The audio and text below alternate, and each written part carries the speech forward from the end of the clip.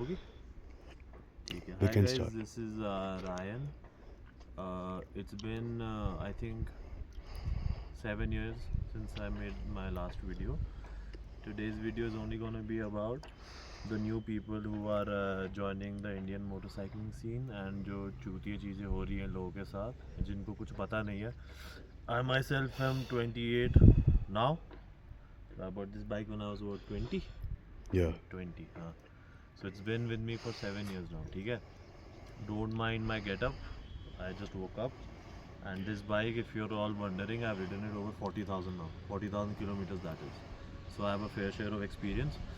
तो यहाँ पे I have a couple of points जो इंडिया में हो रहा है, मतलब वो जो राइडिंग सीन है, मोस्टली हिंदी में ही करूँगा क्योंकि फिर इंग्लिश तुझे पता ही है. ठीक है guys, also this is gonna be a no cut, कोई इसमें फ्लैशी एडिट नहीं होगा.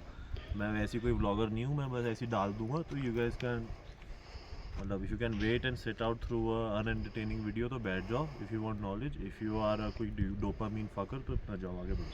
ठीक है guys, first point, the problem with the heading of the video is problem with the Indian motorcycling scene. ठीक है. पहला है state of YouTube influence.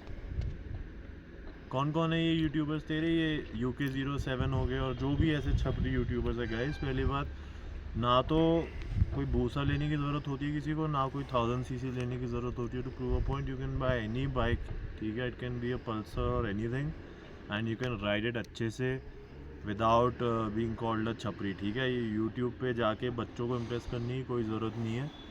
By what ever is in your budget and how much experience you have. Let's say I have seen riders who are like 20-22 years old with 50,000 kilometers under their belt on a 1000cc.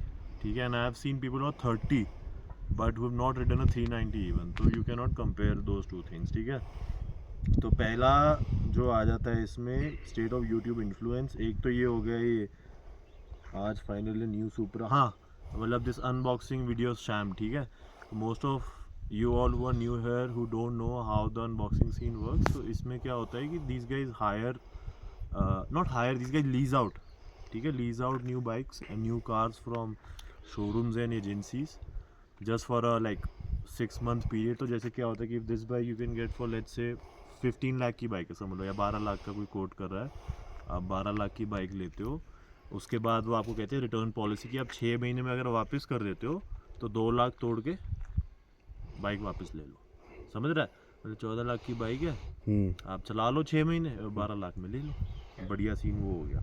ठीक है, first तो this is मतलब the hype and everything. जैसे किसी ने unboxing video कर ली, जैसे JS भी हैं आपके, ये सब जो भी हैं ब्लॉगर्स वगैरह जो भी. ठीक है, हाँ उसके बाद आ जाते हैं आपके ये जम्मू साइड के जो स्टंटर्स हैं.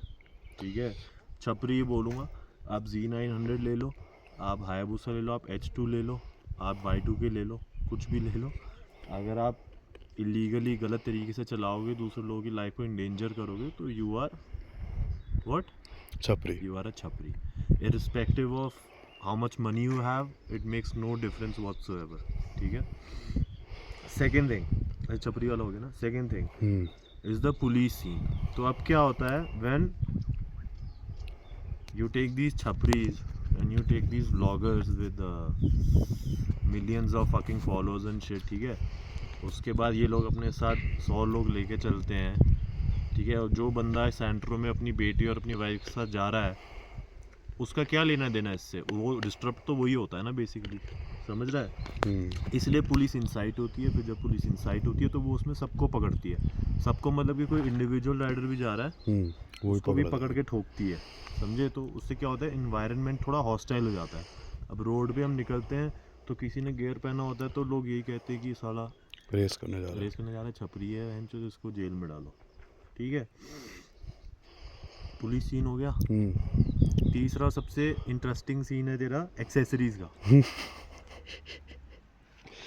अब देखो, जब आप कोई भी बाइक खरीदने जाओगे, कोई दिल्ली का डीलर होगा तो वो क्या बोलेगा? सबसे पहले वो बोलेगा ये बाइक खुद 12 लाख की है और इस बाइक में 10 लाख की लोडिंग लगी हुई है, 10 लाख की एक्सेसरीज है इसके अंदर. अबे यार तुम जूम क्यों कर रहे हो? 10 लाख की एक्सेसरीज हैं और हाँ, इसमें लगे आपके ज़ाना के क्रैश प्रोटेक्टर्स, ठीक है। इसमें आपके लगे हैं N95 ब्रेम्बो ब्रेक कैलिपर्स जो मोटो जीपी बाइक्स में यूज़ होते हैं गाइस, ठीक है, सबसे प्रीमियम। फिर आपका लगा है ओरिजिनल 3 लाख का रेस वेट, ठीक है गाइस। ये फुल सिस्टम नहीं है, ये डी कैट है और ये ओरिजिनल है। चाहे आपको फर्स्ट कॉपी लग रहा हो बट ये ओरिजिनल है, क्योंकि मैं डीलर हूँ, मैं जो बोलूँगा वो सही है, सच है। वो सच है। ये बाइक वैसे तो फर्स्ट ओनर ने 40,000 चलाई है, बट हमने मीटर बैक करके 13,000 किलोमीटर कर दिया है। आपको कभी पता नहीं लगेगा, क्योंकि 13,000 के बाद इसकी सारी सर्विस बाहर हुई है, तो आपको कैसे पता?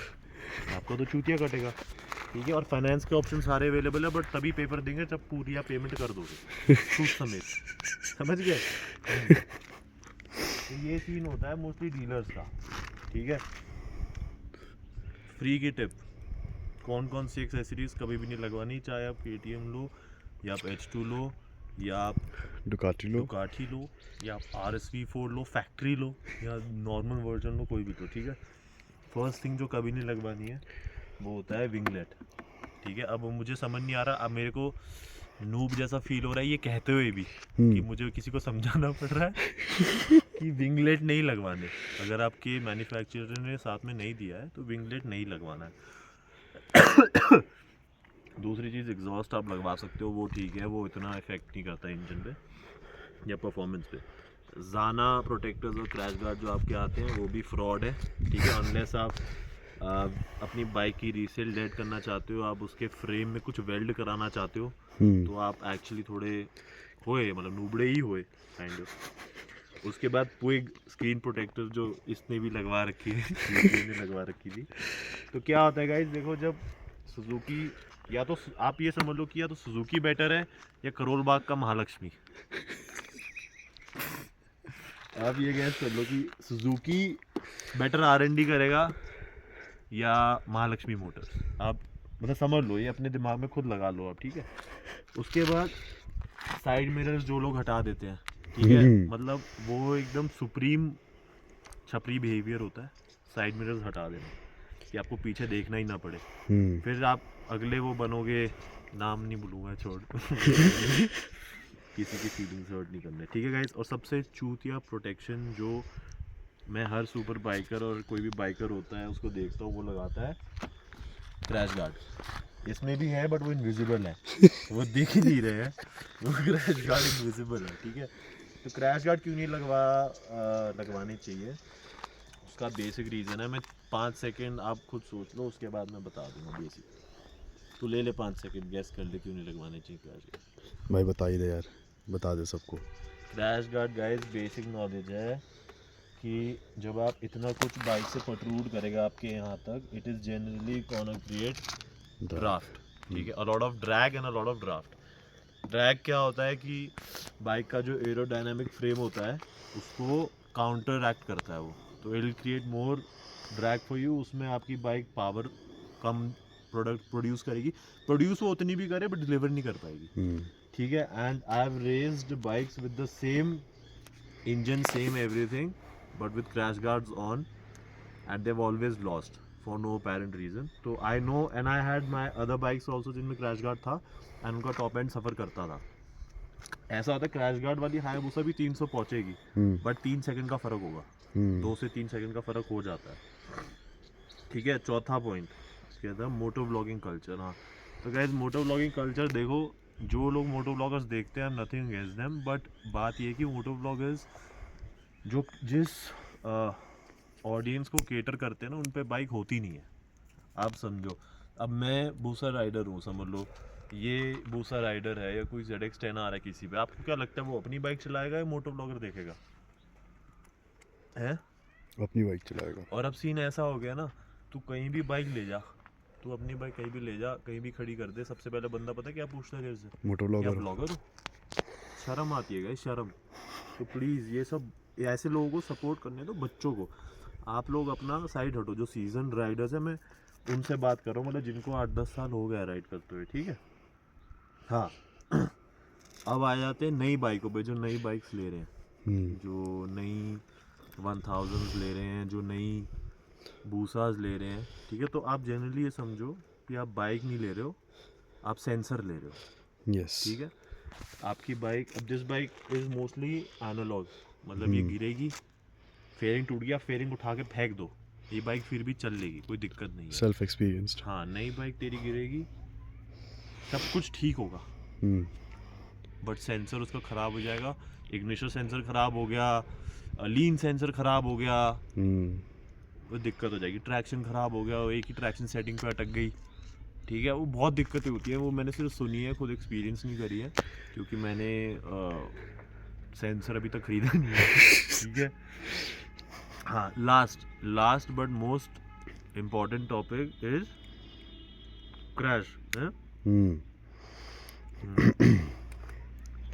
तो कितने साल हो गए बाइक चलाते हो तुझे? मुझे कम से कम नहीं तो 10 साल हो गया, 10 साल से ऊपर हो गया, Over that. over 10 years guys. So the thing that I've seen, the things that I have seen, मतलब जो चीज़ें मैंने देखी हैं, जैसे आप एक वो शशांक ले लो जो 25 साल का था, जो ओवरऑइज के सामने उसको सामने क्रैश मरा करा था, था। ठीक है।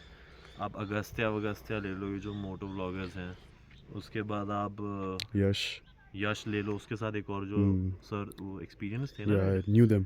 हाँ, तो वो दोनों ले लो, यमुना एक्सप्रेस पे, और बहुत सारे मतलब ऐसे लोग हैं जो कभी उनकी न्यूज़ भी नहीं आती होगी, वो ऐसे ही बस मर जाते होंगे, सुबह निकले शाम को घर नहीं आए। अब मुझे पता है कि लोग क्या समझते हैं, इधर ला, लोग समझते हैं कि ये इधर दिखा, सब इधर नहीं इधर ये दिखा। लोग समझते हैं कि ये इसको ऐसे करना is a skill, this is not a skill, I repeat, this is not a skill. The difference between you and अ छपरी इज दिस ओनली, फैक्ट्स। उसमें ना बाइक का रिलेशन है, ना पैसे का रिलेशन है, ना एजुकेशन का रिलेशन है, ये बात है। ठीक है। And with that being said, मैं ये नहीं बोलूँगा कि हमने कभी छपरी हरकतें नहीं करी, ठीक है। मैं मतलब we are not proof of innocence, हमने भी करी हैं हरकतें, मैंने भी व्हीलीज मारी हैं, पब्लिक एरिया में उधम मचाया है, उससे निकल के उसको एक थर्ड पर्सन पर्सपेक्टिव से देख के ही मैं बोल रहा हूँ कि वो चीज़ें गलत थी, वो चीज़ें नहीं करनी चाहिए, क्योंकि अगर आपके आगे कोई सामने बच्चा आ गया, तूने किसी बच्चे को मार दिया, तो पूरी तेरी लाइफ पे धब्बा लग गया, वो बच्चा मर गया है। पहाड़ पे तू चल रहा है, कोई रॉन्ग साइड से बंदा आ गया, तू ठुक गया, तू मर गया, क्या करेगा? कुछ नहीं कर सकते। तो बेसिकली कहने का मतलब है कि बाइक आप कुछ भी लो, ठीक है, अच्छा आराम से चलाओ, और धीरे चलाओ तेज़ चलाओ वो आपकी मर्ज़ी है, बट रोड देख के चलाओ। अगर आपको रोड पता है वहाँ भगा लो, अगर आपको पता है खाली होती है तो भगा लो, अगर आपको लगता है कि लोग आते हैं तो मत भगाओ। बेसिक सी बात है। और उसके बाद कभी भी विंगलेट्स मत लगाओ, ठीक है, विंगलेट्स मत लगाओ, और क्रैश गार्ड्स लगाने का कोई पॉइंट नहीं है अगर ये उनके लिए जो नई बाइक्स लेने की सोच रहे हैं। तो बेसिकली यही I wanted to make this video, because हम कभी भी यूट्यूब खोलते हैं तो बहुत सुप्रीम क्रिंज दिखता है, ठीक है। तो और मैं कोई मोटो ब्लॉगर हूँ नहीं, इसलिए मैं वीडियोस डालता नहीं हूँ। तो ये एक बहुत इम्प्रॉम्प्टू वीडियो थी, जस्ट कि किसी को मतलब समझ आए, कोई बच्चा हो 18-20 साल का, क्योंकि आजकल ऐसा है ना, अगर इसकी जगह यहाँ मेरे पास RC 390 होती मेरी खड़ी हुई, तो बंदे कहता इस पे तो KTM है, इसको क्या पता, जो बात तो छपरी है, चूतिया है, या MTO 5 होती है, R15 होती, तो बंदा कहता तेरे को क्या पता है, वो तो 40-50 हज़ार किलोमीटर मैंने हायाबुसा चला दी है, तब मैं बता रहा हूँ। समझना है समझो, नहीं तो बनो व्लॉगर, ठीक है। यमुना एक्सप्रेस पे कंक्रीट की रोड पे भगाओ, टायर एक्सप्लोजन लो, मरो, सर खोलो, फैमिली को अपनी रुलवाओ, ठीक है guys. Yes, best of luck.